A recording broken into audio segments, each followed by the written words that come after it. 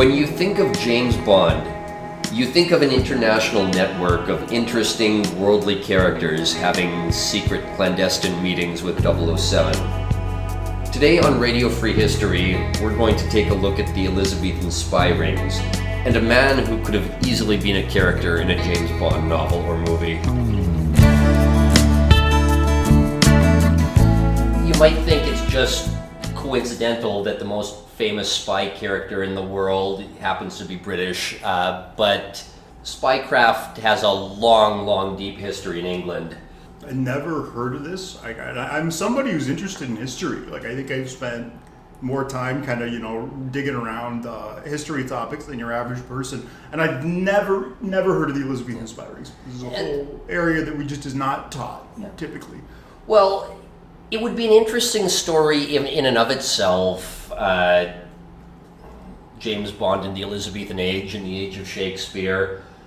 But something that might surprise you is that the Elizabethan spy rings play a crucial role in the development of English religion as well. Wow. Yeah. I never would have assumed that. If you told me that somehow James Bond and, religion were tied, I'd be shocked. Yeah, well, this is where we're going to tie them together.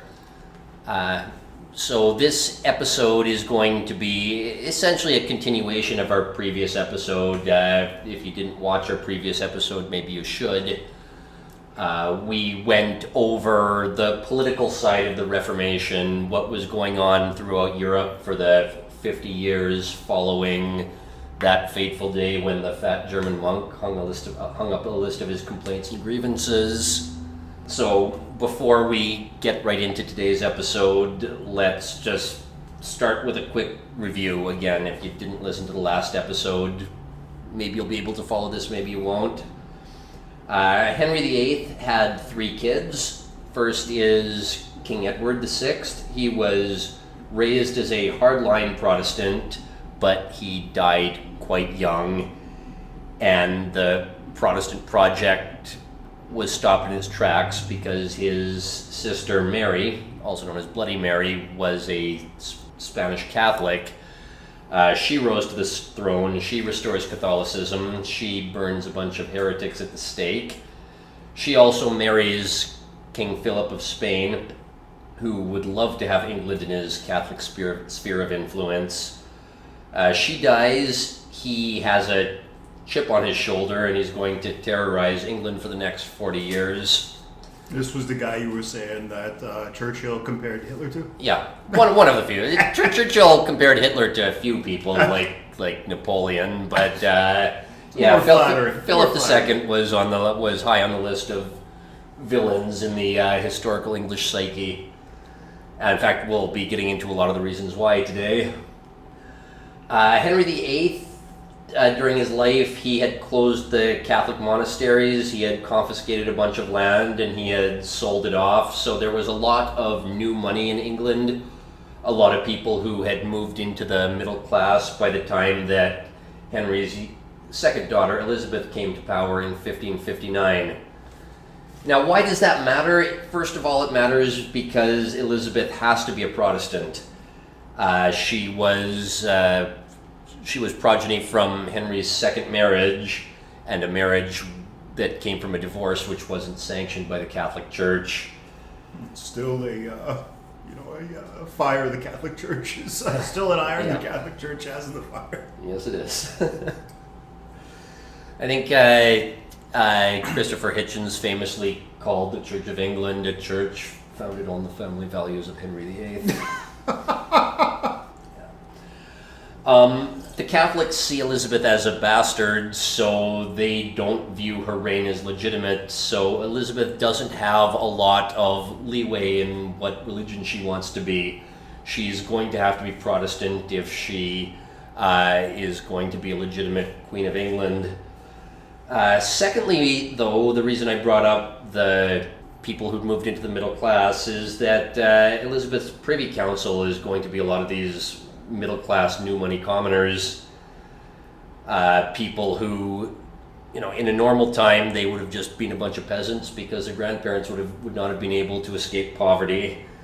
Now all that church's land is up for grabs. Yep. They get a little piece of it. They make good. Yep. You got all these people suddenly they can read, they can Yep. bathe, they can all these things, and Well, they have time to sit around and think about. They have time to do anything other than like till the land with Grandpa's femur all day. Exactly. It's- Which is most of our history. These middle-class commoners were headed by a man named William Cecil, who is going to be Queen Elizabeth's most trusted advisor.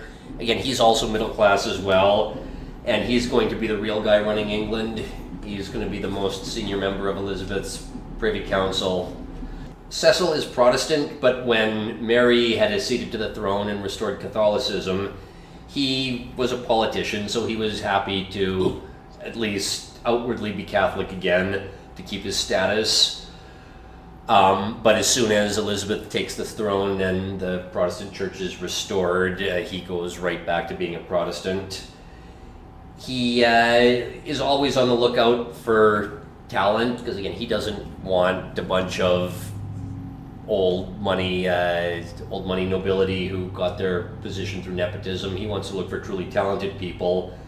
And one of the younger talented people he spots is going to be the protagonist of this episode, the young Francis Walsingham. Okay. So, who is this Walsingham guy? Most importantly, he's a Puritan. Oh God. Now, why do we bring that up? Well, instead of staying around during the reign of Bloody Mary, when a lot of Protestants were being burned at the stake and otherwise oppressed, Walsingham had just finished his education at university. I can't remember if it was Oxford or Cambridge, but he just finished his education, and he was inspired to join a much more serious hardline branch of Protestant. You got the Campus for Christ kids got them, man. When the Catholics decided, if you want to be Protestant, I hope you don't mind being burned, he fled to the continent, and he ended up in Switzerland. Now, while he didn't interact with John Calvin directly, again, listen to our previous episode if you want to know who John Calvin was and Like why. the lawyer that stepped in to be like, okay, guys, we need some rules, and Yes. these rules have to kind of point to, us being law-abiding wherever we are. Yeah, well, Geneva, Switzerland was kind of known as the Protestant Rome for a time, because it was where Protestants from all over Europe came to be taught how to be minimalistic, let's just say minimalistic, miserable people. So, again, there's no evidence that Walsingham ever crossed paths with Calvin, but he was in Switzerland at the time that Calvinism was becoming the religion of the land.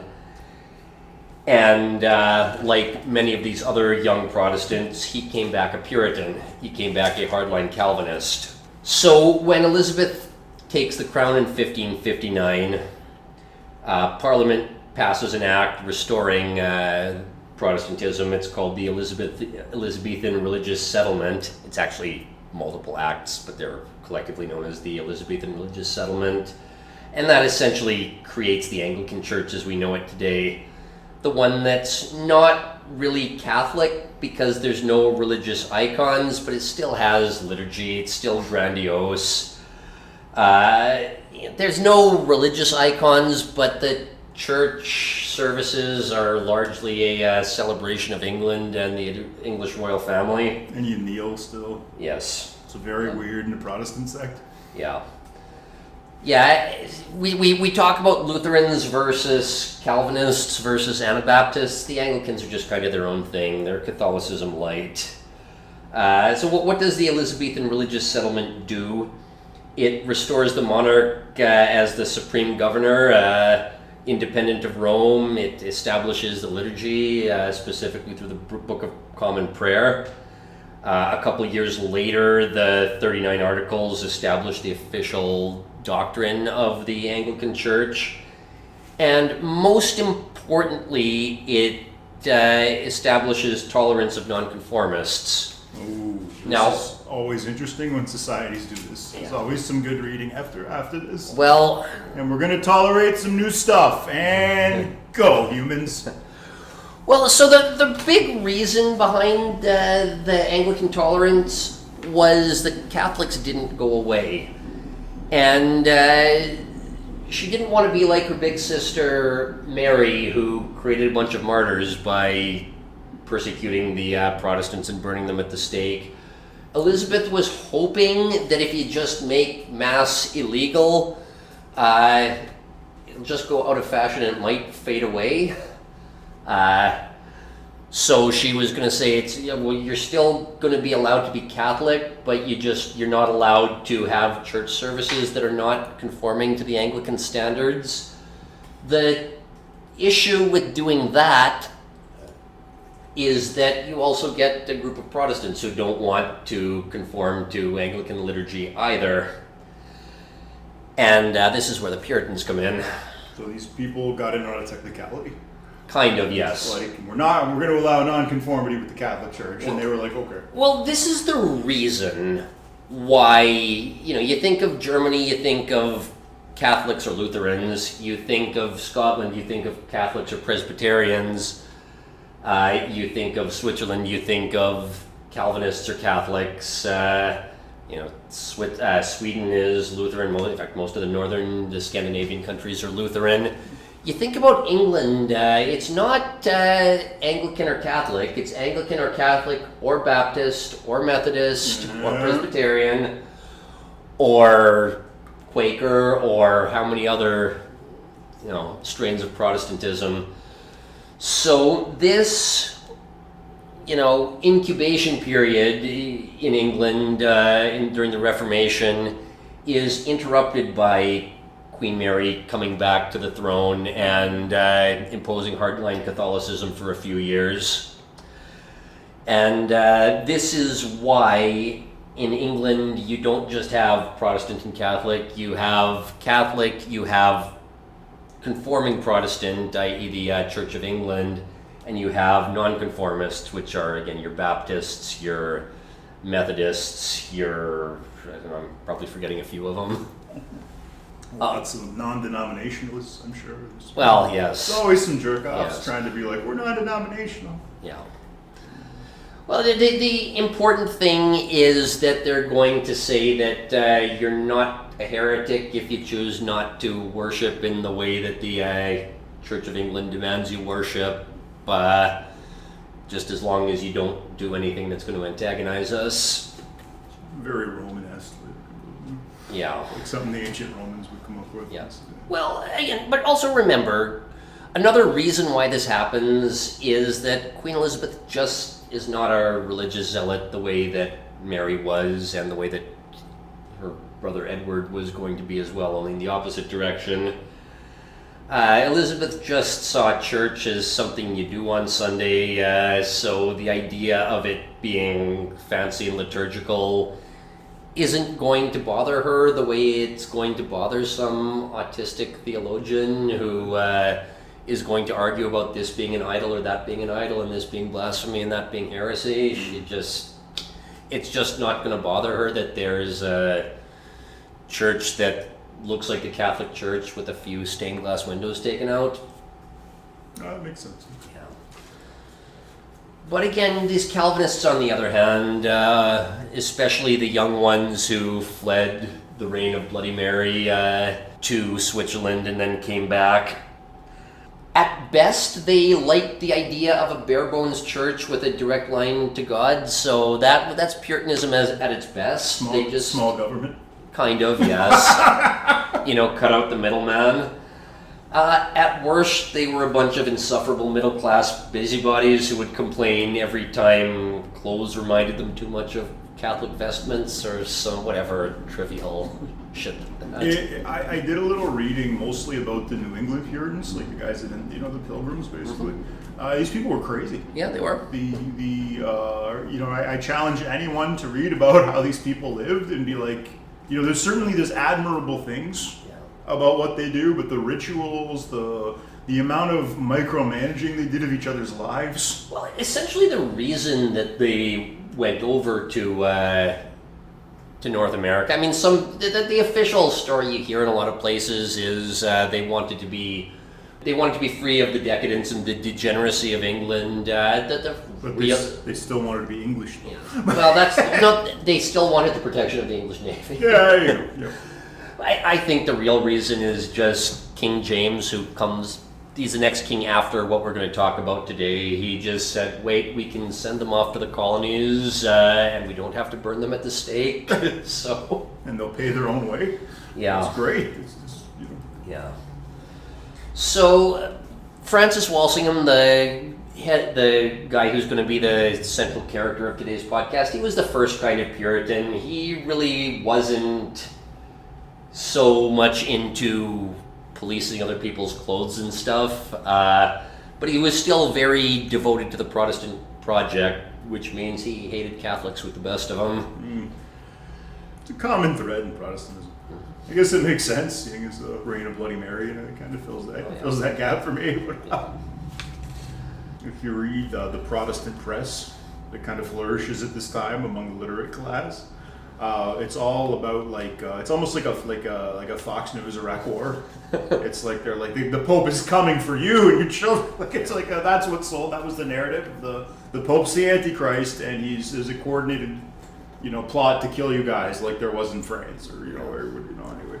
It's not even a plot to kill you guys. It's a plot to allow sin to run rampant in the culture and make your soul unsaved. Popery. Yeah, so the French noticed that when they're dealing with English government officials during the reign of Queen Elizabeth, some of them just want to do their jobs, get their tasks done and go home at the end of the day. And some of them insist on injecting their Protestant religion into everything they do. The French call these people les politiques and les puritains. They call it the politicians and the Puritans, essentially. The ones we can reason with and the ones we can't reason with. It's just an interesting dichotomy. Well, and again, Walsingham, he was a Puritan. When push came to shove, he was willing to call anybody out on it, including the Queen herself. In fact, he was probably the most honest member of the Privy Council. He was the most honest of the Queen's advisors. But he wasn't the completely insufferable type, so he was somewhere between these two extremes. He wasn't the Joseph Smith, he was the Brigham Young. Yes, yeah, that's a good way of putting it. Yeah, so this Walsingham guy, he was talented at learning languages, and from his time in Switzerland, and later he spent some time in Italy as well before he ended up back in England. He makes all sorts of connections, and this is from government officials and aristocrats to lowlifes. And years later, this network of his essentially becomes the genesis of modern espionage, because he's got men all over the place who can feed him news about what's going on in the world. If he needs his man in some famous noble's house to give him the inside scoop on what's going on in international politics, he can get news there. If he needs the longshoreman at some dock to tell him about some suspicious package that's being sent to England, he has that as well. So there was a religious minority in Europe that, because of their connectivity, had much more influence than it's not who you think. No. I said that. This is the Puritans. No. At this point, Protestants. at this point, that group hasn't been allowed back into England yet. We can't talk about that. It's forbidden history. We can't talk about why they weren't there in the first place. I'm just gonna say, look up why there's ridges on your coins, on the side of your coins. That's why this group. And then you're not gonna tell any of the BLM people on Twitter, because we got enough Kanyes, as I said before, and we don't want any more Kanyes. So if you do decide to do your own research and figure that out, you're gonna be very responsible with that story. You're not gonna sow division, because you're better than that. You might not be. That's Yeah. okay too. Yeah, Okay, I'm not just better than that. Donate to our Patreon is what. In fact, let's while you're bringing that up, we'll give the spiel right now. Like and subscribe on YouTube or wherever you get your podcasts, or donate money at ko-fi.com. That's ko-fi/Radio Free History, or subscribestar.com/radio-free history. If you donate to one of our upper tiers, we'll send you some merch. Yeah, beautiful merch. You're gonna love it. All your friends will know you're into this podcast. Yeah. And there's no there's no Puritans anymore, so nobody's going to tell you that reminds me of Catholic vestments, so it needs to be burned. By the time these people get to New England, they have certain allowed colors, and they're called sad colors. And it's colors like freaking deer. Oh, yeah. Again, like I said, this story is going to double somewhat as an origin story of these people, because Walsingham, he was one of the OG Puritans. In fact, he was probably the most successful of the first generation of Puritans. So we're going to go over his professional career, especially as it relates to the remaining Catholics in England. And this is hopefully going to be the launching point of a few more podcast episodes about what these wacky Puritans get up to in the next couple of centuries. it is a long, interesting story, folks, where, it intersects with our culture. Yes, it does, yeah. So the long and short of what I was just saying is that in England, you have the High Church, you have the Church of England, the ceremonial liturgical church, and you have all these other groups of Protestants, and you'll hear a lot of these words: Puritan, Nonconformist, Dissenter, Evangelical, Pietist, Presbyterian, Congregationalist. Every one of these groups will tell you they're different than every other one of these groups, and these words may have slightly different meanings from a theological perspective, but they're all the same group of people. Yep. They don't appreciate me saying that, but they're all the same group of people. Yep. In our previous episode, we talked a little bit about Mary, Queen of Scots. Any documentary that you watch about Queen Elizabeth is going to make it look like there's a battle of queens going on, but that this is not completely true. Every royal in Europe would love to kill his cousin and get a piece of his land. There's nothing special about the fact that Elizabeth's cousin from Scotland is plotting against her to take the crown of England. That's just a day ending in Y in the Middle Age. It's normal royal shit. Yeah. It's normal ruling class shit. Yeah. But about Mary, Queen of Scots, she is Elizabeth's cousin since Mary's grandfather, James IV, married Margaret Tudor, and Mary, Queen of Scots is crucially Catholic.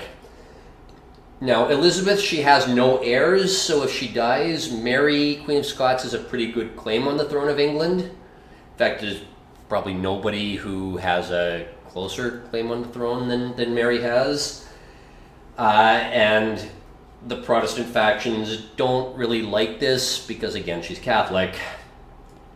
Especially the Puritans don't like this because they view the Pope as the Antichrist. Yeah, it's in their press. It's all over their media, their pamphlets. Is the Pope the Antichrist? That's like a theme in their and there's guys, there's this network of people who are going to get you. It's just this very this fear that bred into their culture from the very beginning. Well, now the interesting thing we're going to be going over today is there really was that network and conspiracy going on. That's not just paranoia. No, it was forged in that. What did you see that?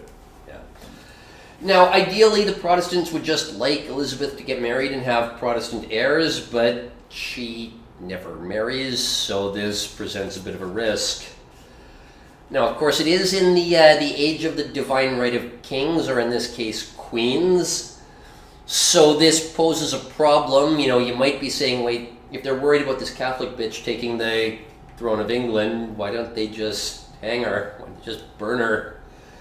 This is the age of the divine right of kings, so if Elizabeth cuts off another queen's head, that kind of weakens her claim to the throne. Hey, Queen, I thought you said God put in there if they're royal. How come you can cut her head off? Pretty much. 10 days later. We had a talk with the boys. We're gonna cut your head off. Don't spoil the end of this. Oh, shit. No, so Mary, Queen of Scots, does have a son, James VI. He is raised Protestant, and he becomes King of Scotland, but also after Elizabeth dies without heirs, he becomes King of England as well. And the Stuart dynasty is just a wonderful shit show in English history. But that goes to show that you have the Tudor dynasty with Queen Elizabeth and the Stuart dynasty with Mary, Queen of Scots. Sometimes it just comes down to who has progeny, who has children, who wins that argument. I mentioned in the last episode that Mary's husband had died under mysterious circumstances. And so again, still to this day, it's a bit of a mystery. People have theories about who was the culprit, but he was in some castle. There was a mysterious explosion. He was not killed in the explosion, but they found him strangled in the courtyard. So I'd love to know the details. Something went very wrong. Yeah, I know. And they probably might have wanted it to look like an accident, but somebody fucked something up. So the explosion strangled him? Yeah? Well, I'm picturing like Walter from The Big Lebowski. We beat it out of him. It's the beauty of my plan. It's simplicity. It's just like... It's just like you can... Again, just it reeks of a very good story that I can understand why they kept it to themselves, though, probably.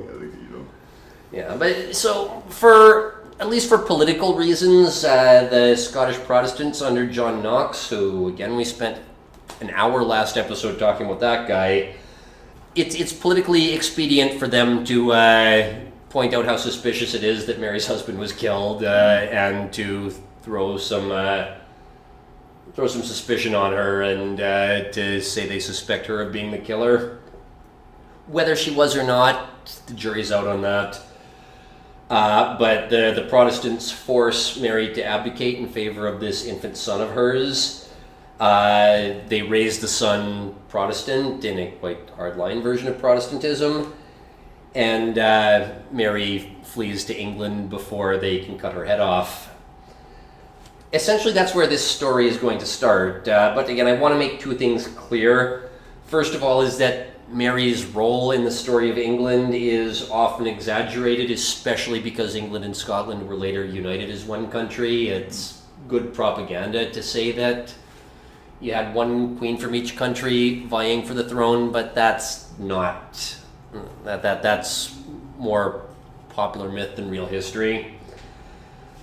Again, I think I said last time, if Elizabeth had a Dutch cousin who was trying to steal the throne of England and that guy had his head cut off, it really wouldn't be that different than the story of Mary, Queen of Scots, and it also wouldn't be that remarkable either.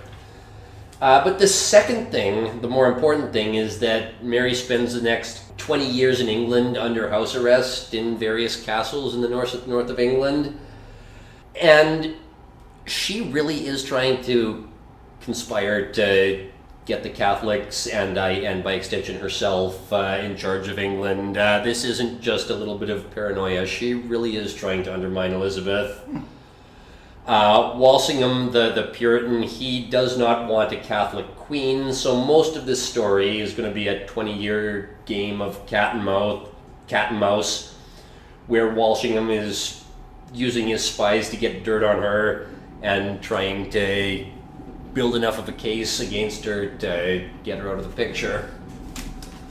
So it's like a Clinton impeachment. Yes. Trying to get enough personal dirt. There you go. Oh, I thought you were going to say somebody has dirt on Hillary Clinton and ends up, on an episode of Alex Jones. We got to do the thing is, I want to do an Alex Jones podcast. Like I want to do a podcast on Alex Jones, but his story's not over. I know No. some crazy shit's gonna happen. Maybe any day, he'll be in the headlines. Some, ending. You should hear how one of his heroes ended up in a shootout with the police. Oh. Well, eventually he was like, "I'm not gonna pay my taxes." Yeah. I think it's Bill Hicks. Or I forget which one. No, Bill Hicks was a comedian, but I know. No. There's there's a conspiracy Bill Hicks too. Okay. I know it's All very right. confusing. Okay. This is unrelated to the comedian Bill Hicks. But it was, he had a radio show, and then he decided he wasn't going to pay taxes and went on his property. Eventually, the two cops came to collect taxes. So he's Dale Gribble. Essentially, and he shot one of the cops, and the other cop shot him, and that was the end of the dude. And this is, unfortunately, a very common story in the States. This happens again and again. You get somebody goes on their property and ends up not paying taxes. I admire the bravado. I've always admired the Americans' bravado. But if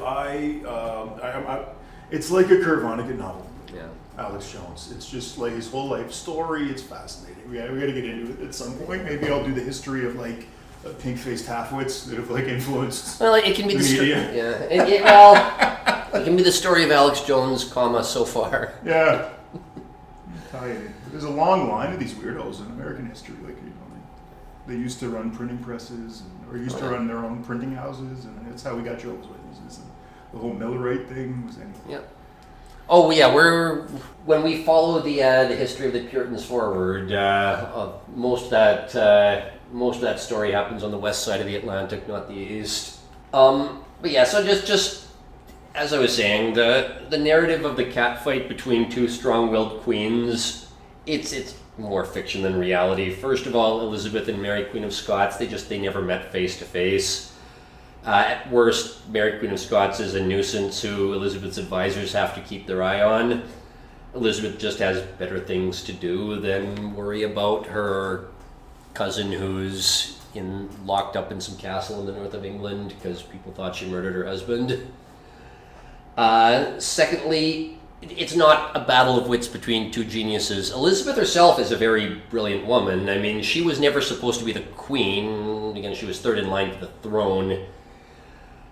She was a child prodigy who was, by the age of 11, was able to translate things between about 5 different languages. That's what I was saying yesterday. The bookish, model student schoolgirl was the young Queen Elizabeth. That's where that archetype comes from. She was probably supposed to be some noble's brilliant wife, raising his children for him, but she ended up becoming queen when her 2 siblings died. Some people, are chosen. Yeah. History Well, just- Elizabeth was chosen. Yeah, I'll say that. I mean, she became synonymous with the early modern era of England. I mean, her reign is synonymous with Shakespeare and Francis Drake and all these famous names. It's cultural flowering. Mm-hmm. Yeah, I mean, first of all, having a bunch of new people in the middle class, and second of all, having a new religion will kind of do that when your story needs to be rewritten. Yep. But the thing is, even though Elizabeth was brilliant, Mary, and it kind of hurts me as a Scot to say this, she wasn't a genius. Mary, she was I said last time she was a 5'11" redhead, and 5'11" is tall for a Scottish woman now that we don't live in the age of malnutrition. She was a coquette with a French accent because she was raised in France, and all the men loved her except for John Knox. They loved her extravagant parties, but she's not some sort of Lex Luthor evil genius plotting against the crown every step of the way. She's an interesting historical figure. In fact, it's interesting just how she was always in the wrong place at every single point in her life. There's some people that history lines up for, Yeah. and there's some people that history lines up against. Yeah. And Yeah. what can you do? It's just No, when I'm going to be talking about this 20-year game of cat and mouse between her and Frances Walsingham, and it's going to sound like she's an old woman when she dies. She's 45 years old when she dies. It's just...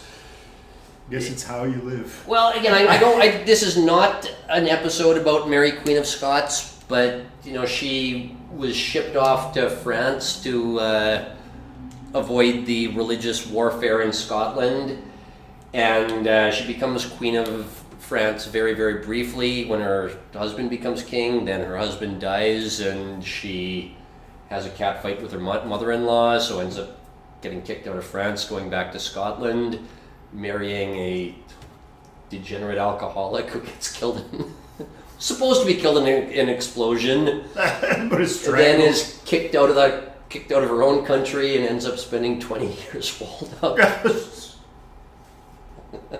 Sorry, it's just sometimes you might think it would be great to be glamorous king or a queen born into it. Not always.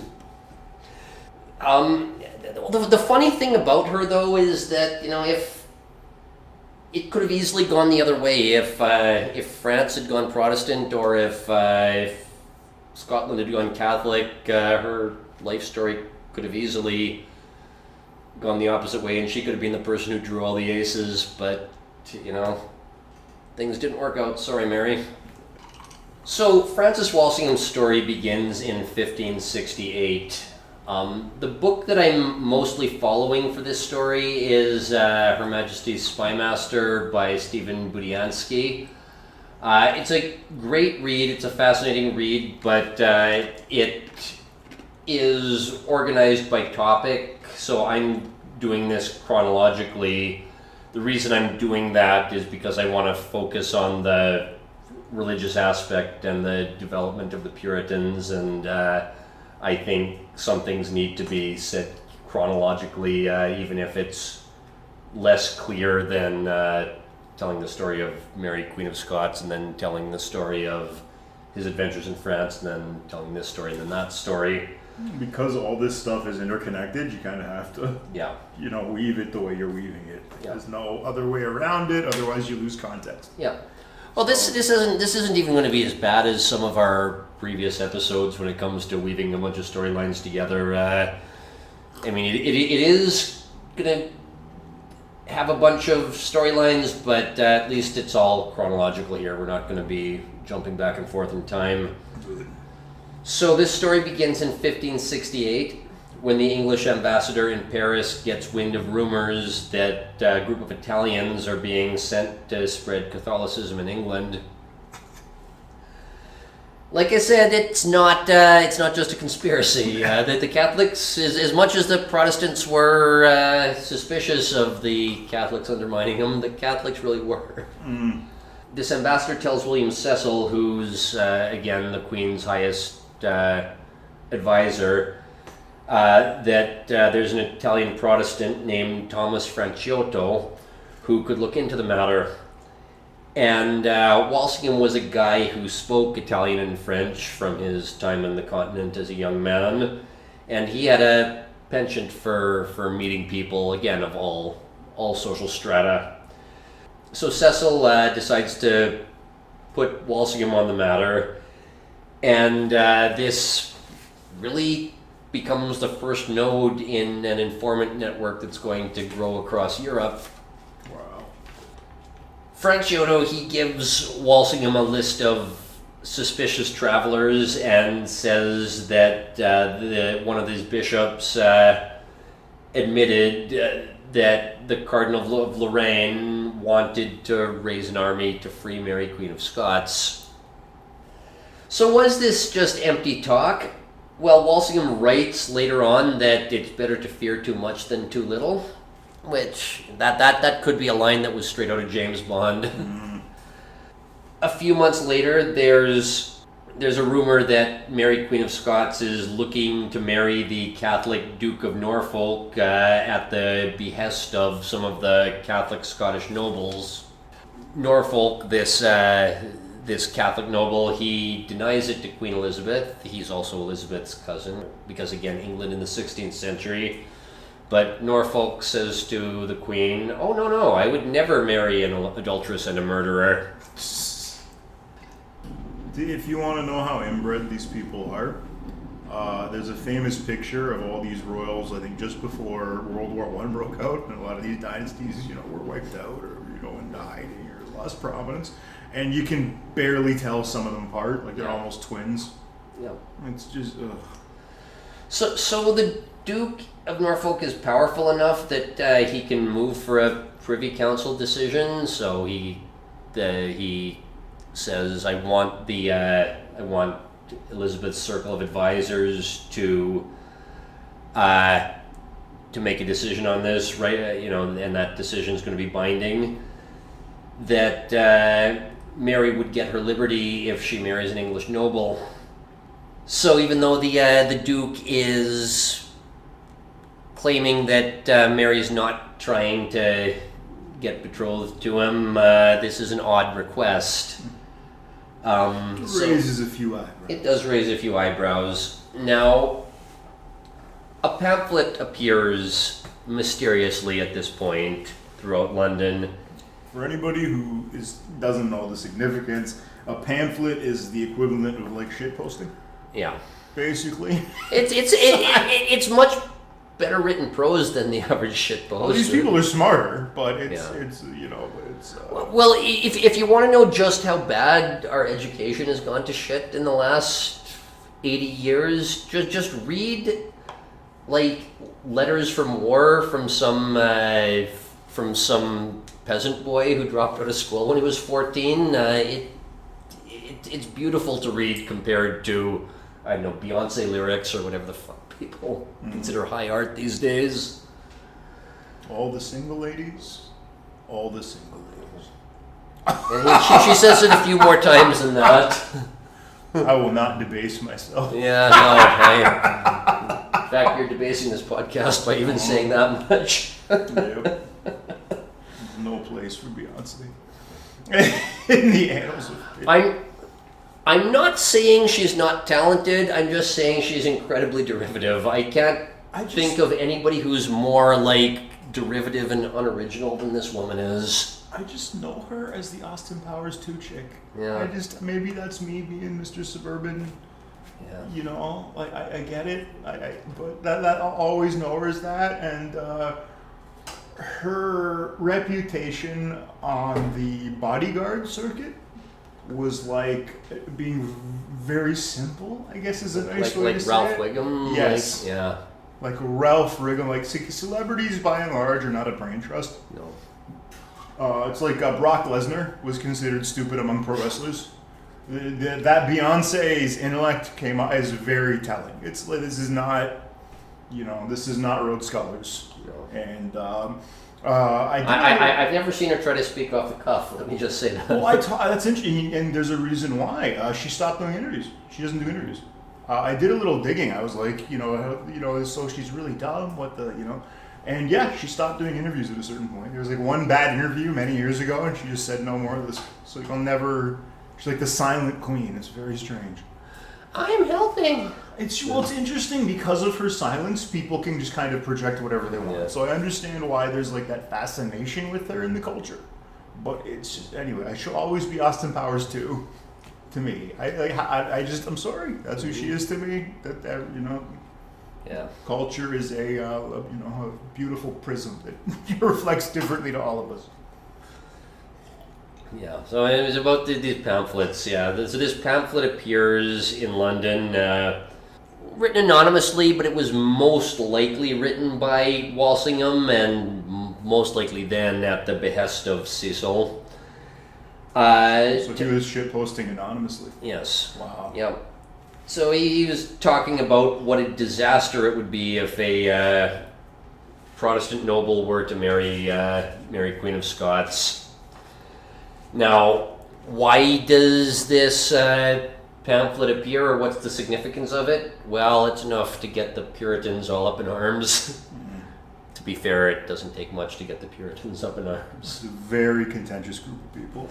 They like to be upset. Yeah. I mean, this pamphlet presents itself as an objective analysis of the matter. But it rips on Catholics, it rips on Scottish people, it rips on French, and it rips on Mary's loose morals. So, Jesus, trust the experts. Hitting through the cycle. Now again, the Duke of Norfolk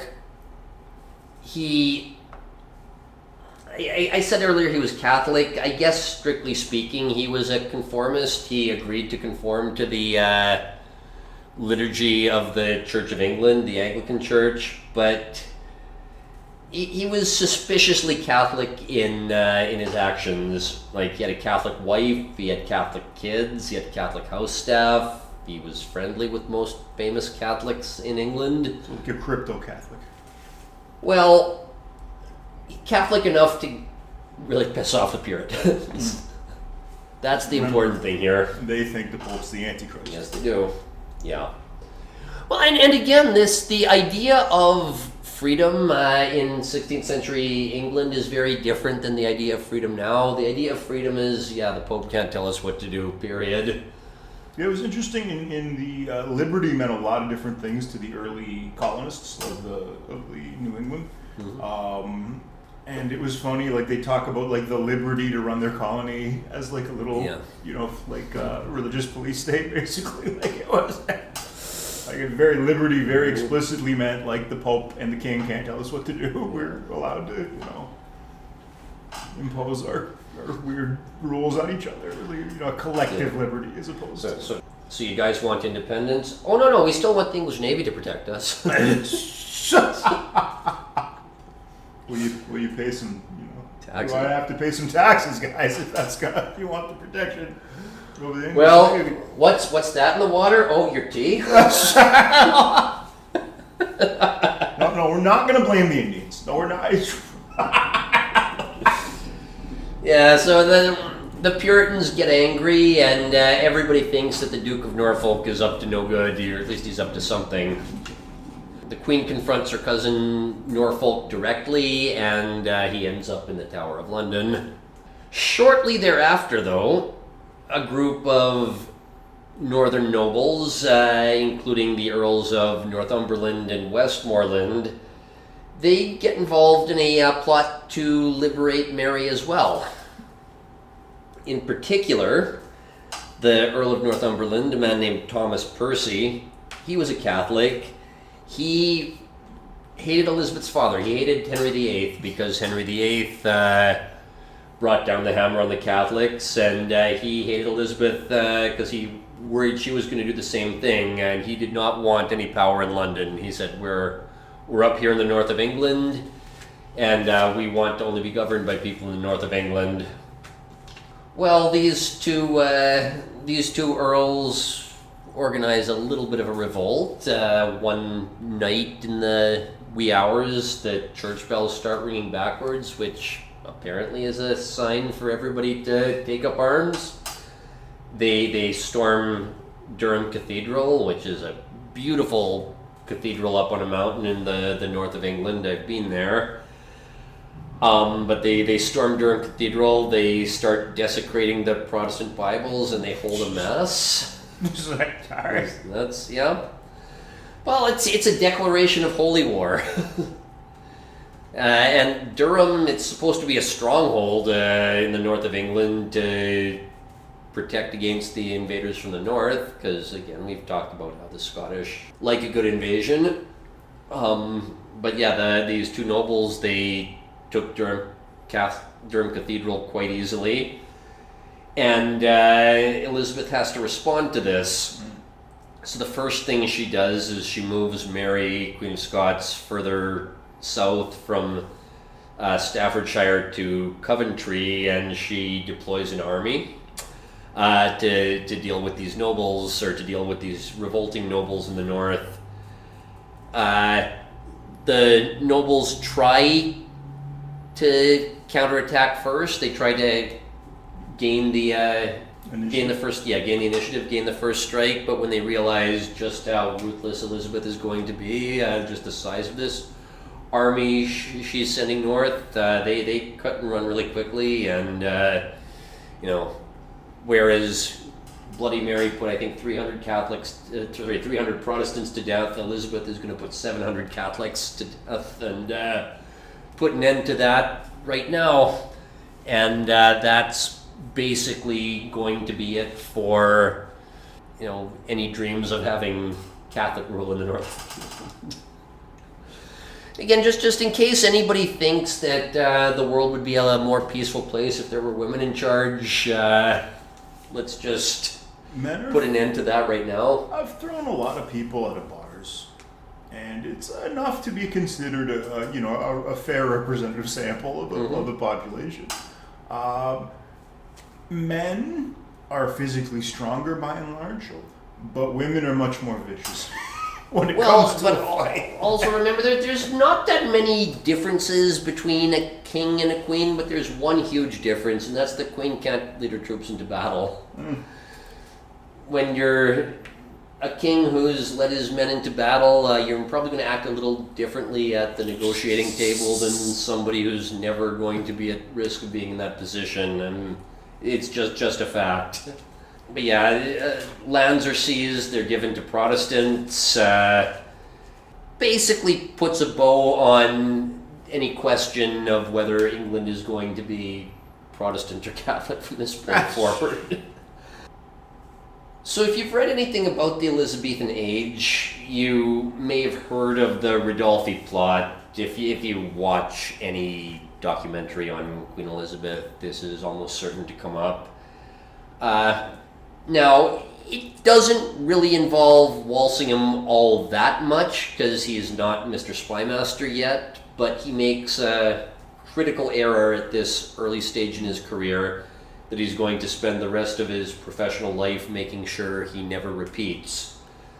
There is a banker named Ridolfi who is been delivering money to the agents of both Mary Queen of Scots, who's still under house arrest, and the Duke of Norfolk.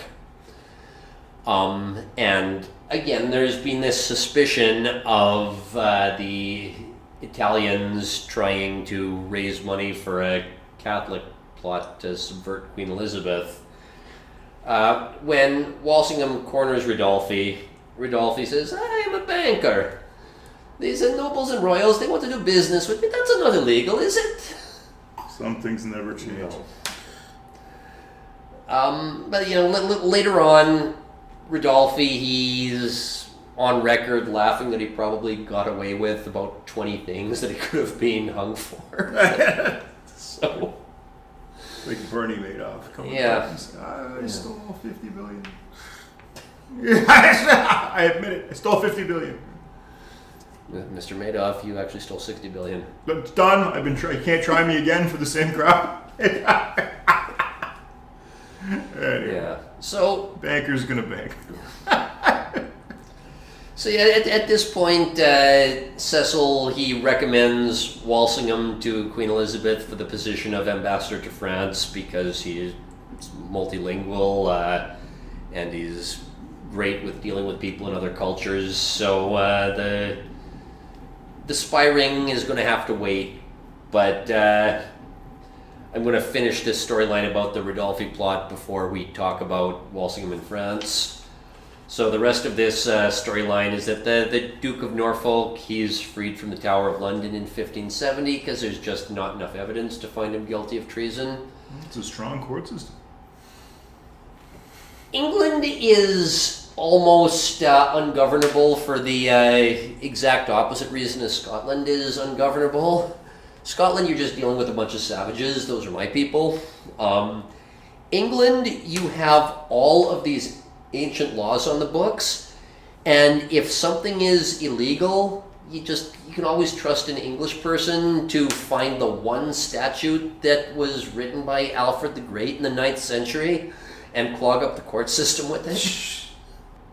You couldn't create a country like England from scratch if you wanted to. England is a country that is very much a result of centuries of slow and steady iterations. A lot of things had to line up for England to happen. Well, the biggest thing is it's on an island. It's separated enough from the rest of Europe that their court system developed a little differently than most places that were based on the Catholic Church's court system. England develops its common law, which is unique in a lot of ways. It's based on precedent. But again, I don't think that would have happened if England was attached to the continent and people from France could just walk there and trade their ideas. You think of the number of people who would have steamrolled England without the channel there. Yep. So the next year in 1571, a Flemish guy of Scottish heritage and an employee of the Bishop of Ross, he is going through the port at Dover, and he gets questioned by the customs official, and he has a few contraband Catholic books and some letters written in secret code. Uh-oh. So he gets questioned, and again, I said it like 2 or 3 times already. I'll say it again. The Catholics really are trying to undermine Elizabeth. This is not just irrational paranoia. But the Bishop of Ross, he manages to intervene when he gets word of this before the evidence is turned over to William Cecil, and he convinces the warden that oh no, these coded letters are just going to be misinterpreted. Why don't you just give them to me for safekeeping? And the bishop manages to replace them with decoded letters, because this sounds like something from summer camp, but yeah. This is the way they rolled 500 years ago.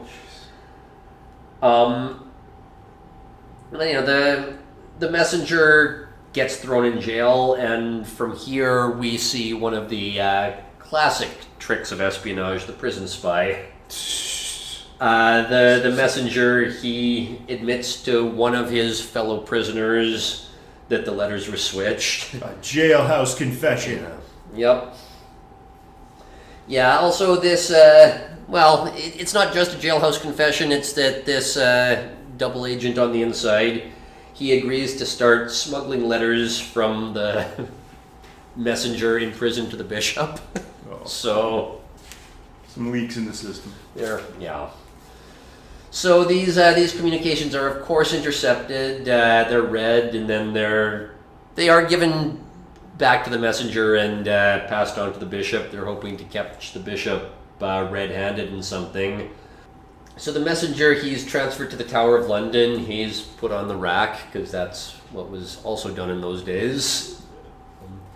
The justice system today it lacks a little bit of a je ne sais quoi. It's perhaps an overemphasis on rehabilitation. Well, had to put it. Can we say that? It was. The English were very, very proud of their progressive justice system, which meant that you needed a warrant before putting somebody in the torture device. It all had to be legal. Yeah, on the continent they would just torture you, but in England at least you needed a warrant. Had to be approved by an independent court system. Like one time, like that. So this guy was burned by the prison spies once, so you'd think he would learn his lesson, but some people have to learn their lesson the hard way. The guy in one of the other cells, he claims to be a man named John Story, who's the real John Story is a famous Catholic outlaw, like the Catholic Robin Hood in Britain, I guess. You would think that if you've been burned by prison spies and this guy in the next cell claims to be one of the most famous Catholic outlaws on your side, you'd think that you might want to confirm that with other people, but again, the guy didn't learn his lesson. This is something that's still in use, at least in Canada. If the cops think you committed a serious crime and they really want to get you, but they don't have enough evidence, they'll wait a year and then they'll do a scam called Mr. Big, where they pretend to recruit the guy, whoever they think is the perp, into like a fake high-level mafia. But before you join the mafia, man, you got to tell me about like some really hardcore shit you did, okay? Well, yeah, this is similar but not quite, because the fake quote-unquote John Story, he says, "Brother, you've got a bright future ahead of you. You're young. Please don't end up like me, just a guy spending the rest of his life in jail. Just admit as much as you can and get a plea." It's like a psyop. That's brilliant. Oh, So this guy confesses that the encoded letters came from this Ridolfi guy, the Italian banker, the guy who had sweet-talked Walsingham. But more importantly, he also confesses that the Spanish are planning an invasion to free Mary, Queen of Scots. And again, the Spanish under King Philip, this is going to be just one of many, many, many attempts to take England by force, because Philip is devoted to making the world Catholic, and he would love to have that feather in his cap, especially after he nearly had it. But yeah, so Philip, he's planning an invasion to free Queen Mary, depose Elizabeth, and put Mary, and more importantly, put the Catholics back on the throne. The recipients of these letters were two English nobles, but they were referred to by aliases, and this messenger has confessed to a whole bunch of things. He says he doesn't know who these two nobles are. I guess that's probably believable if he's dumb enough to admit everything else, and he won't admit that. Probably he doesn't know who they are. And so the messenger sings like a canary. He says, this letters came from Ridolfi. The Spanish are planning to invade. I get my plea bargain right. The fuck are you on about? That's what you get, snitch. Pretty much. So yeah, gets thrown back in his cell, and more importantly, this bishop, he's detained.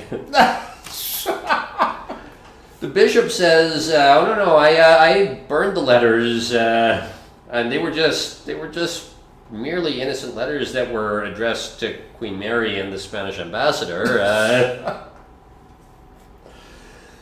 So, at this point, Mary, Queen of Scots, she's writing letters to her cousin Queen Elizabeth, saying, "Look, I'm loyal, but I'm miserable in this prison. But I understand that you're suspicious of me. But she's a manipulative woman." Again, she expected to take back Scotland by being flirtatious with all the men, and she just dealt with one take-no-shit Protestant who literally changed the whole culture of Scotland. Again, listen to our last episode if you want to know about that. She's trying to play the damsel in distress card again. As I said, at this point, Walsingham is over in France as the ambassador. And we'll get to that story in a second, but Walsingham does hear through the grapevine that Ridolfi was meeting with the Duke of Alva, which is the Spanish Duke of the Netherlands. Again, you might have to listen to our previous episode. The King of Spain also owns the Netherlands because his father inherited a whole bunch of land and split it up among his heirs. So that Philip is not just the King of Spain, he's the King of the Netherlands as well. Inbred in a way that we can't imagine. Yeah. Just unbelievable. Oh yeah, they're Habsburgs. Yeah, unbelievably inbred group of people. I'm not going to rehash that because the last episode was 2 hours and 15 minutes of it. So if you really want the details there, please click pause and listen to the previous episode. But the King of Spain, he owns the Netherlands. The head of the Netherlands is meeting with this Ridolfi guy, and the King of Spain feels entitlement to, invade England. So a lot of these things are lining up in a very suspicious way. Later that year, a merchant, he goes to William Cecil and tells him that the Duke of Norfolk had just asked him to carry an oddly strange load. Again, it's before the age of email. I guess in those days, a merchant can sing like a canary because he thinks the packages are a little too heavy. Mm-hmm. So they search the Duke's home in London. They find a bunch of these suspicious letters. And the Duke's secretary all of a sudden remembers something. He says, "Oh yeah, I guess the Duke has been getting all these letters from Mary, Queen of Scots." Jesus Christ. So the Bishop of Ross, he gets hauled back into custody. This time he gets thrown to the Tower of London, and they tell him, look, you are a representative of the Catholic Church, but any diplomat who's part of an insurrection plot forfeits his diplomatic immunity. Is there anything you'd care to tell us? Also, I remind you, this is the 16th century and torture is in play. So the bishop, he confesses to everything. And those two nobles, the ones who were addressed as aliases in that letter, they were the Duke of Norfolk and another well-known Catholic noble, and Ridolfi was apparently smuggling letters from the Pope. Jeez. These It was him all along. Well, he was the Antichrist, right? Didn't play the role. So the plans were for the Duke of Alva, i.e. the King of Spain's man who was heading up the Netherlands, to join forces with several other armies raised by the Catholics to invade England and to try to remove the Queen that way. Again, the bishop is absolutely terrified of the rack, and he writes a letter to Mary Queen of Scots saying, yeah, sure, I sold you out, but it's the providence of God that the plot was uncovered, because it would have failed. There's no way it would have worked. Really, this is God's responsibility. Yes. Basically. Jesus Christ. He even confesses to a bunch more ridiculous stuff, because when the threat of torture is in play, that tends to happen. Look at the Templars. Yeah. Well, he confesses that Mary was behind not just Darnley's death, but all of her husband's deaths. So You talk about the legal system still using this. There was this homeless guy in Texas who killed a guy. Mm-hmm. And it turns out they figured out that for cigarettes and milkshakes, he would confess to whatever crime they kind of suggested he should confess to. And all these different precincts wanted to tie up loose ends. So they literally took this freaking disabled 80 IQ guy around. He's like, oh yeah, give me more milkshakes and cigarettes. I'm imagining an experiment with rats doing that or mice doing that. When sheriffs get elected, you got to close cases, and sometimes you need to string them up. You got to bump those numbers up. Yeah, this guy was a legally, child freaking, Yeah. So, so the bishop who admitted everything, was he admitting a real plot? I mean, kind of. Was this plot ever a real threat? Not really. The Duke of Alva, he did technically want to invade. We have his records, but it was never really a serious plan. But that doesn't matter. That was enough to behead the Duke of Norfolk, expel the Spanish ambassador, and get Ridolfi sent back to Florence. So that was the Ridolfi plot. Walsingham, like I said, he was peripherally involved in that, but he hasn't really come into his own as a high-ranking civil servant yet. So back in France, where Walsingham's working, he makes the decision after he gets the news of the Ridolfi plot that he needs to root out Catholicism in England, and he's going to make this his life's work. Like I said, he's not one of these miserable Puritans. He is somebody who's going to, do his job professionally, and he's not going to make everything about complaining about how things are not Protestant enough or not moral enough.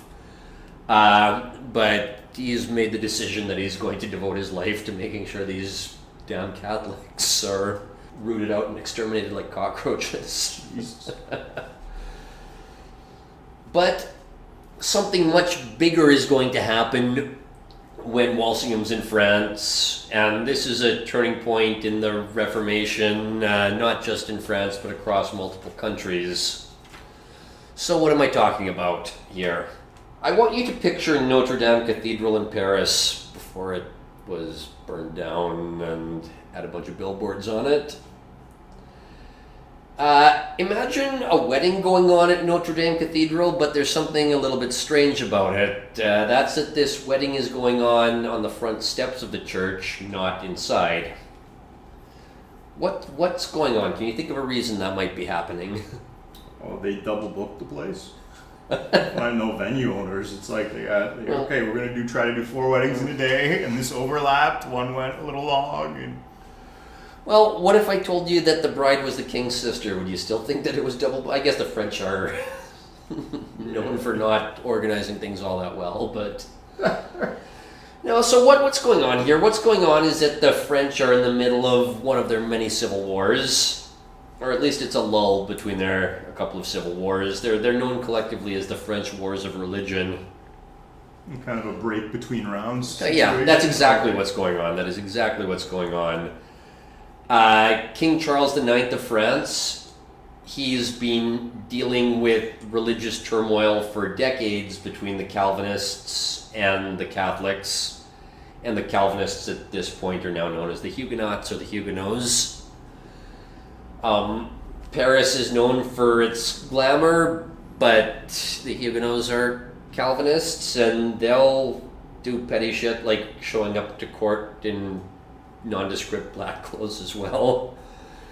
It's in France in that era, just showing up to the court of the ostentatious French king wearing nothing but black. It sends a signal all of its own. Mm-hmm. Very austere. Yeah. Well, the king, he's trying to quell the turmoil in his country by marrying off his Catholic sister off to the Protestant Prince of Navarre.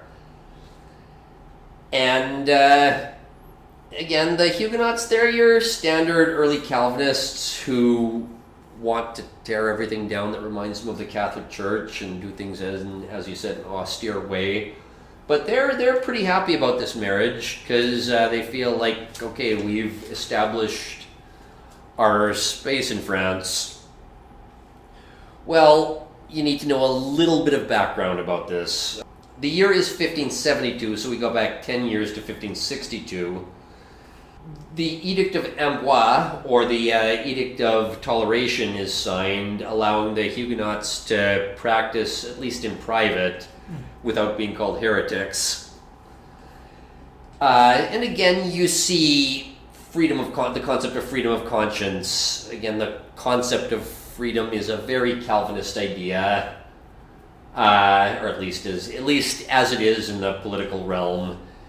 And it's about the freedom to do what your conscience tells you is right. And the Calvinists have always insisted that we are going to do what we feel is right, even if it means being a complete pain in the ass for everybody else. And the Huguenots were a pain in the ass in France.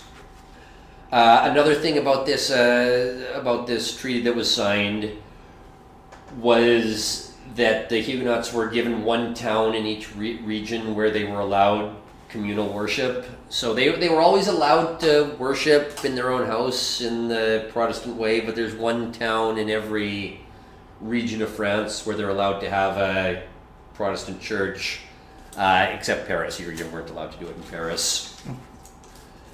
Some things are sacred. Mm-hmm. So the other thing is that nobles were allowed to have some Huguenot services on their lands. That wasn't it wasn't universal. It was only some of the nobles, but it still made a difference. The real power broker here, though, is not the church. It's not the Catholic Church. It's not the Huguenot factions. It's Catherine de Medici, who is the mother of the Queen. The Medicis again, Jesus. Yep. Oh yeah, there's only so much history that's been preserved. So if there's crossover between our episodes, yeah, that's natural.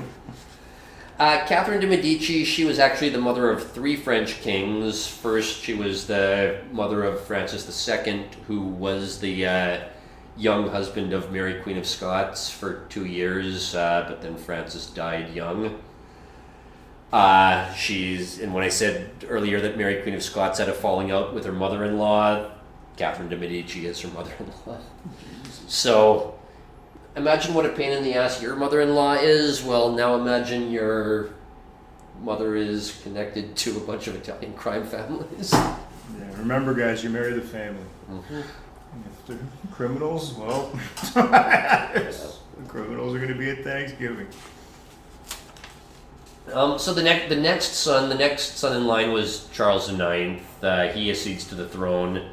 Even though Charles IX is the king, Catherine de' Medici is the real brains behind the operation, and she is the mastermind behind the Edict of Pacification, which, she has this wonderful idea of creating a society where the Protestants and the Catholics get along with each other and everybody has freedom of conscience. And how well do you think this is going to hold? It's a nice idea. A lot of things are nice ideas in this world. Perpetual motion machine is a nice idea. Yeah, beauty does not mean functionality, unfortunately. Yeah, they're unhappy people on both sides. First of all, you'll have the Catholic House of Guise, which we'll be hearing lots about. Also, Mary Queen of Scots was born, her mother was one member of the Guise family. So that's on the Catholic side. The second unhappy party is a French Huguenot noble named Gaspard de Coligny, Seigneur de Châtillon. I'm sure I completely butchered that guy's pronunciation. He's a military leader, and Coligny decides that he wants to keep fighting. He's not happy with this truce that Catherine brokered. And, this isn't an episode on the French religious wars, so lots of stuff happens, but in 1570, the Civil War is ended by the Peace of Saint-Germain, which is signed by this Coligny guy. So he raised a Huguenot army, and he'd been fighting for 8 years, and eventually both sides were so tired of fighting that they signed a religious agreement. Again, Catherine de' Medici, she's the person who brokers this deal as well. Once again, she thinks she can create peace. This time, she gives even more power to the Huguenot side, thinking that, okay, it fell apart last time, so clearly we need to give the Catholics and the Huguenots an equal amount of power. How well do you think that's going to work? Not well. Not well. It holds for a couple of years, but a lot of things hold for a couple of years. Weimar Republic.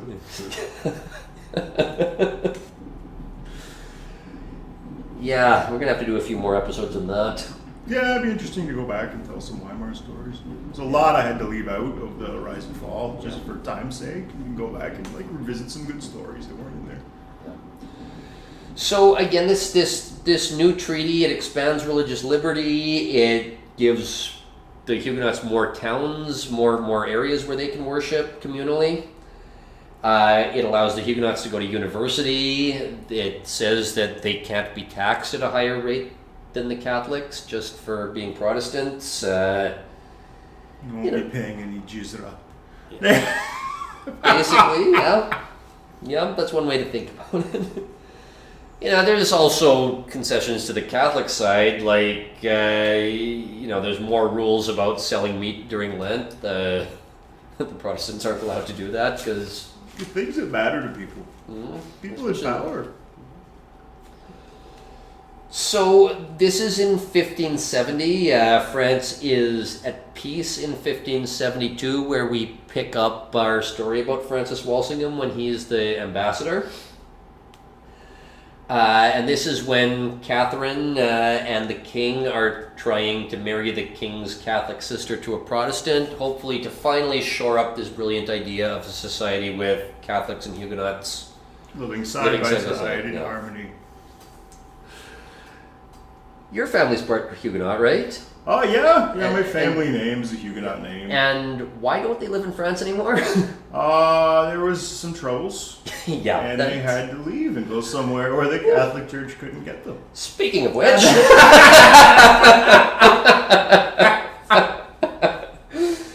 So... Yeah, Catherine de Medici, she thinks she can get the Huguenots and the Catholics to get along, and it's going to be symbolized by this marriage between a Protestant husband and a Catholic wife.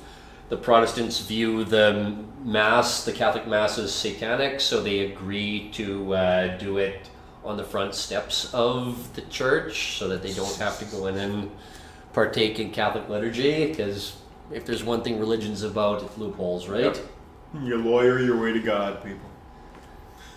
So, they weren't expecting every Catholic fanatic in France to come out of the woodwork for this. You have clergy screaming about the end times. You have throughout the country, you have Catholic mobs desecrating Protestant corpses. Shit like tearing apart Protestant Bibles and shoving the pages into the mouths of the Protestant corpses. Jesus Christ.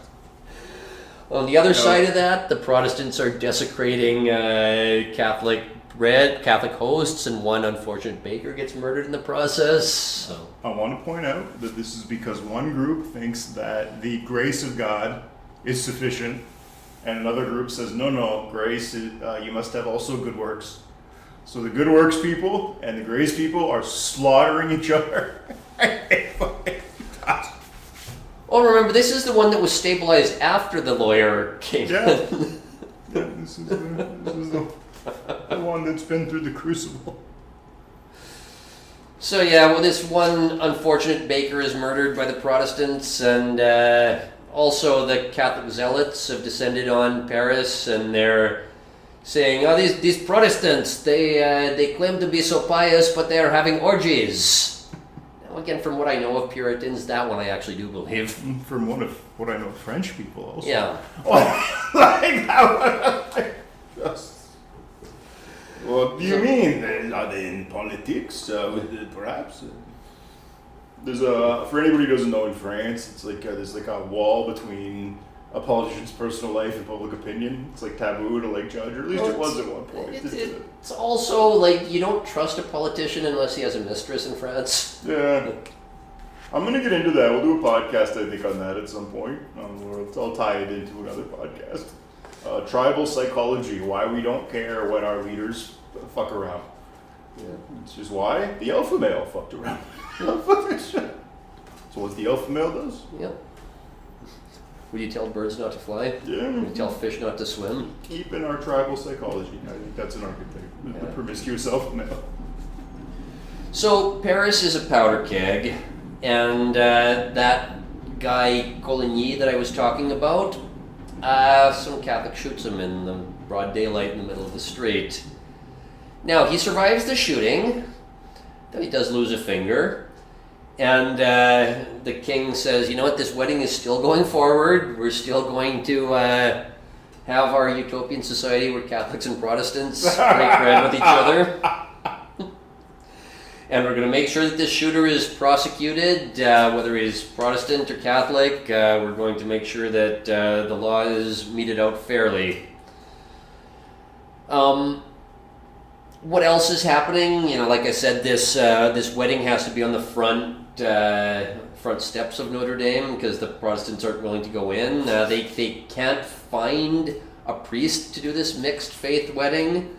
But the groom's uncle is a Catholic cardinal, and he says, look, I will do this as your uncle, but I'm not doing this as in my official capacity as a priest. Wow. So, doing this as a family member, not as not as a representative of the Pope.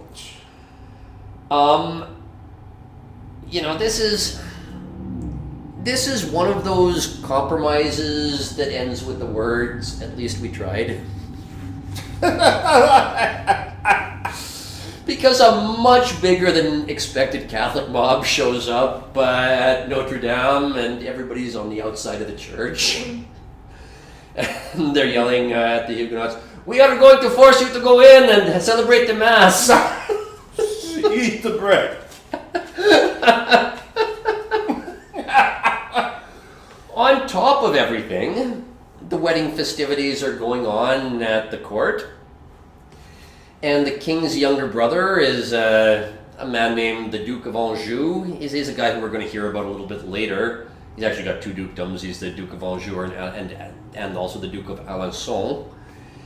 He is the creative type. He is into theater, so he directs, a play every night for the 4 nights leading up to the wedding. And every single one of these plays is the Protestant guests getting horribly humiliated, including one where he makes the Protestants all play Turkish people and get beaten by a bunch of Catholics in drag who are playing Amazons. So actors, they're a special type. It's interesting to see the art of the ruling class. Mm-hmm. That's always an interesting window into their world, and just how they see things and how they like things to be. So while all these theatrical wedding ceremonies are going on, the investigation of Coligny's shooting on the outside has led to a suspect, and that suspect is an employee of the Duke of Guise. Again, this Catholic family that really does not like the Protestants. The Huguenots already there, gearing up to avenge him and engage the Catholics if they need to. So Paris is a powder keg already. This is going to just put the city, right on the edge of rioting. It just needs a spark. But the king, rides to the streets and orders the army to keep order. He says, let's just keep order in the city until we get this wedding done and over with. Also, it doesn't help matters that the country was just in a civil war and the Catholics are all shouting the names of the battles where the Protestants had bad losses. Jesus. It's like a soccer game in the UK. So this is where Walsingham, comes into the story. He's serving as Her Majesty's ambassador to France, and on top of everything else, he is trying to negotiate another Protestant Catholic marriage, specifically between a French royal and Queen Elizabeth, because Queen Elizabeth does need to have an heir if she wants to continue her bloodline. And, this one Protestant Catholic wedding at Notre Dame, it's supposed to be almost a dry run for this, a proof of concept. So he's trying to negotiate a wedding between the Queen and a member of the French royal family. The members of the Catholic Church are trying to undermine it at every turn they can, and on top of everything, the whole country is just on the edge of religious violence, and it's just going to take one event to set everything off. It's a complete powder keg. Total, yeah. There's a little bit of intrigue on the British side as well. I'm not really going to go too much into this, but there are some Protestants in Elizabeth's court who would like to have her hand in marriage as well. But, at the end of the day, Walsingham, he's going to do his job, even though he is a Puritan and he doesn't like the idea of his queen getting married to a Catholic French guy. The Queen Elizabeth, she's also playing a little bit coy about this, because if she strings the French royal family along, there's a political advantage to it. Namely, France and Spain, they're both Catholic countries, but they're Catholic countries which don't like each other. So if she marries the King of France, or she marries a French royal, that gives her an alliance between England and France. But if she convinces the French royal family that, oh yeah, I'll totally marry you a few years from now, that kind of gives her I'm not going to say the best of all worlds, but it keeps her options open.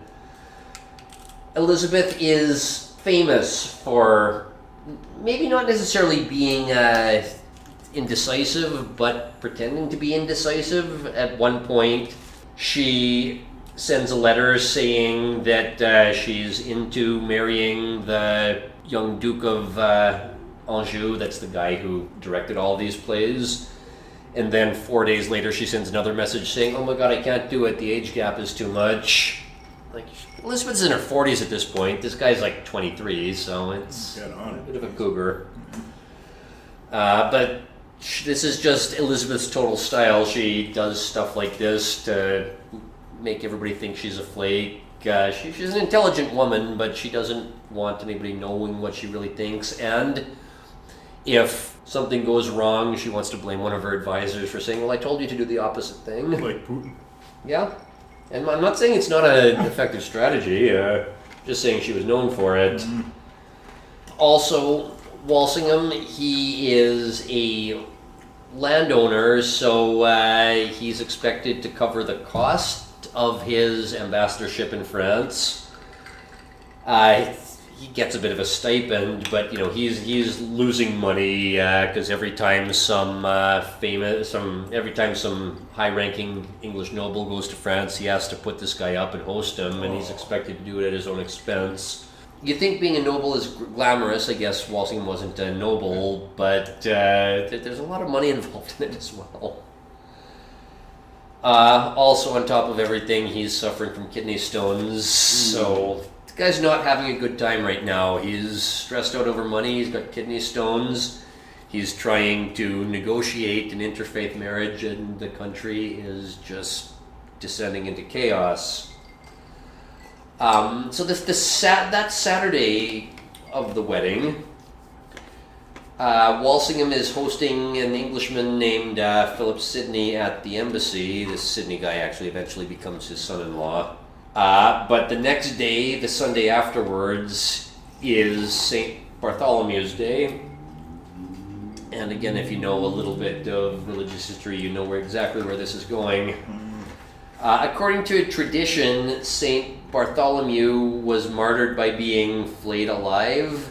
And there's a number of icons, and a number of Catholic icons showing him holding his own skin. So this is in the mind of the more devout, fanatical Catholics who are ready to go crazy. And in the middle of the night, the church bells start ringing, gunshots start firing. Walsingham is woken up, and he can hear that the city has descended into rioting.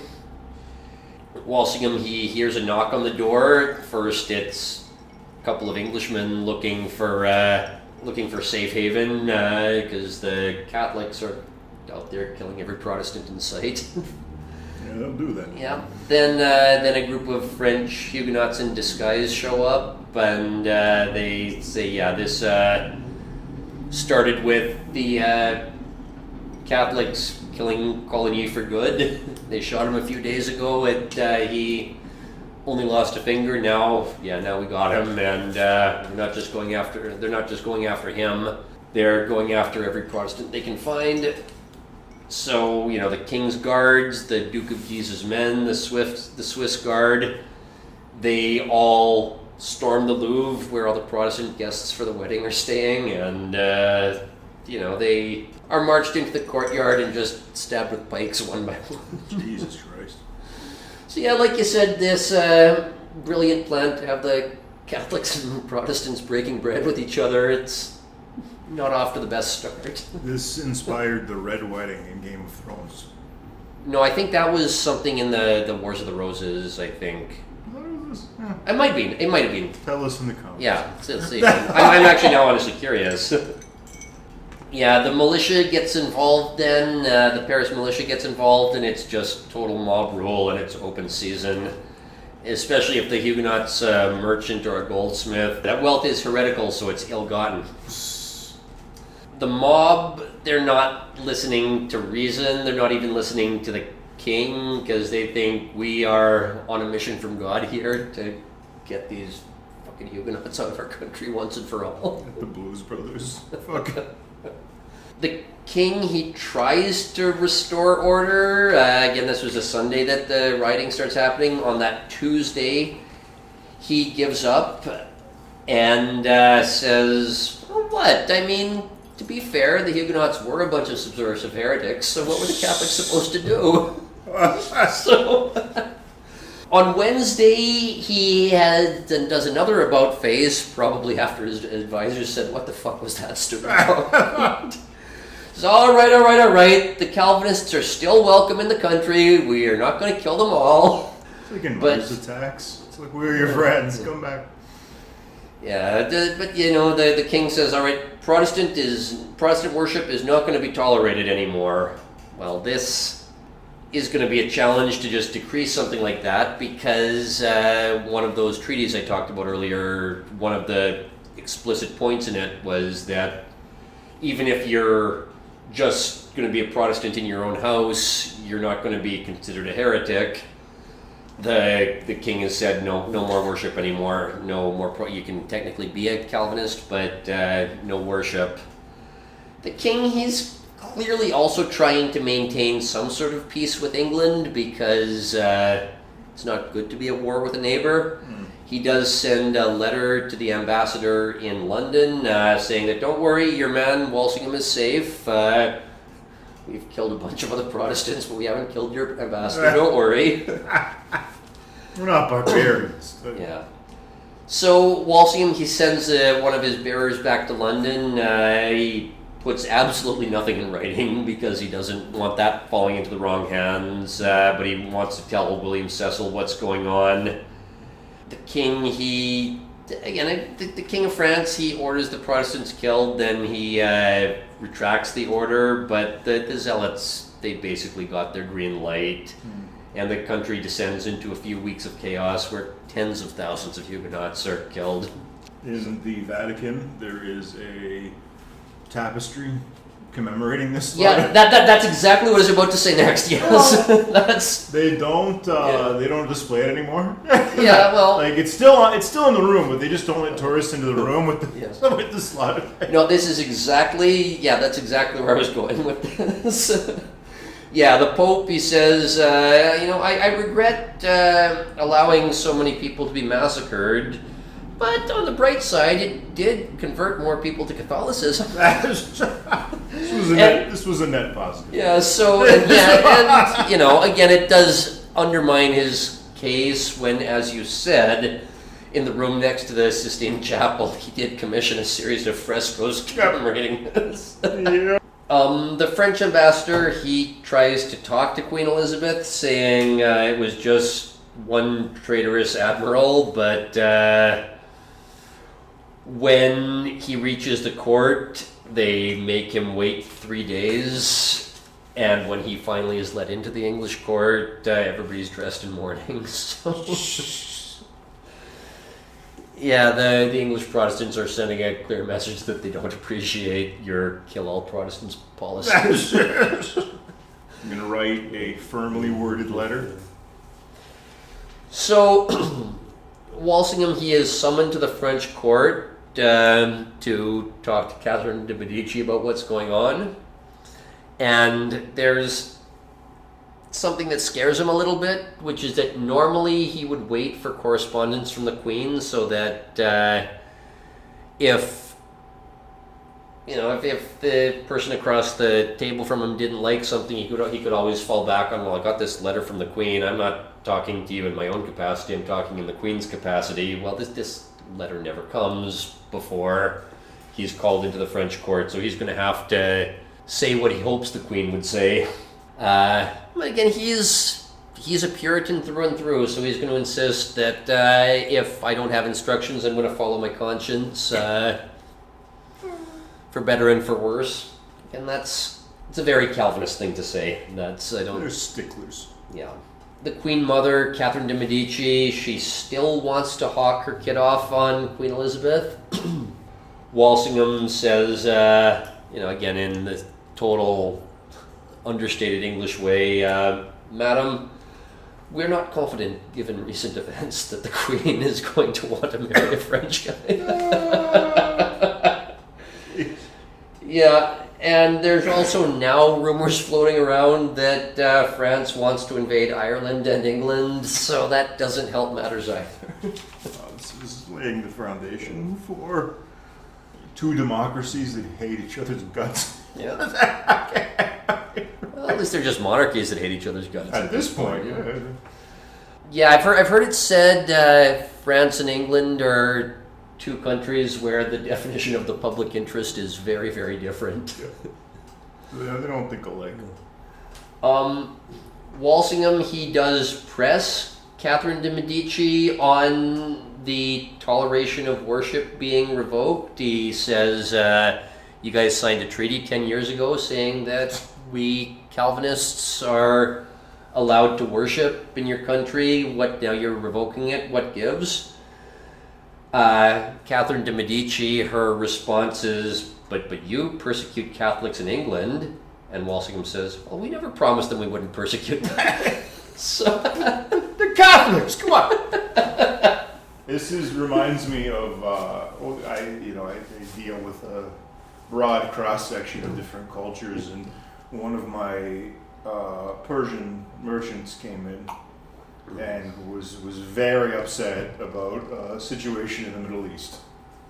And in the going on in Syria? No, not with Syria. I asked him, I was like, why weren't you upset about Syria? And he goes, oh, I'm Shia, I support that killing.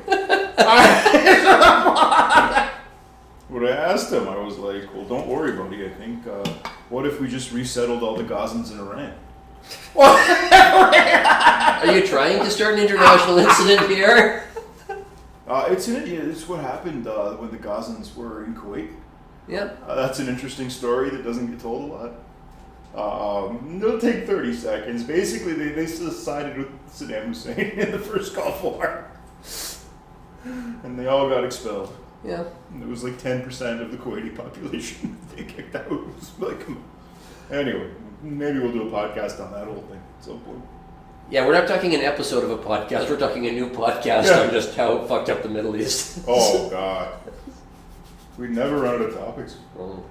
Walsingham, his time in France. The court moves to Fontainebleau. My French is horrible. Walsingham stays in Paris because he's just too broke to follow the court at this point, so he's just going to stay at the embassy in Paris. And eventually the Queen's going to listen to his complaints and she's going to call him back to England. So, back in England, what's going on here? Well, just backing up a couple years for things that were going on while Walsingham was in France. First of all, there was that rebellion in the north of the country where she brought down the hammer on the Catholics. In 1570, the Pope issued a papal bull titled Regnans in Excelsis. It's essentially a fatwa, and we're making more of our Middle Eastern analogies. It's essentially a fatwa that excommunicates the Queen. It declares her a heretic, and it says that the Church does not view Queen Elizabeth as the rightful Queen of England. Elizabeth, she had tried up to this point not to be heavy-handed. She didn't want there to be an English Inquisition. She, like I said, wanted to let the Catholics just be out of sight, out of mind.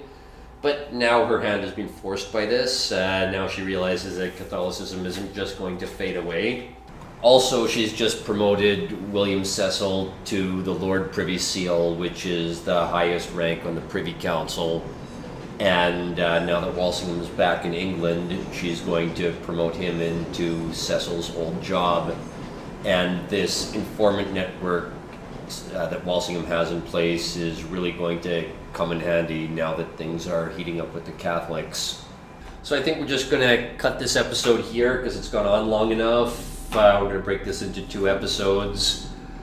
We've talked about a couple of these conspiracies being broken up by Walsingham's informant network, but these conspiracies are just going to get bigger and bigger, and the intrigue is going to get more and more interesting, and you're going to see next time why James Bond was not just one guy's idea. It's a very quintessentially British story.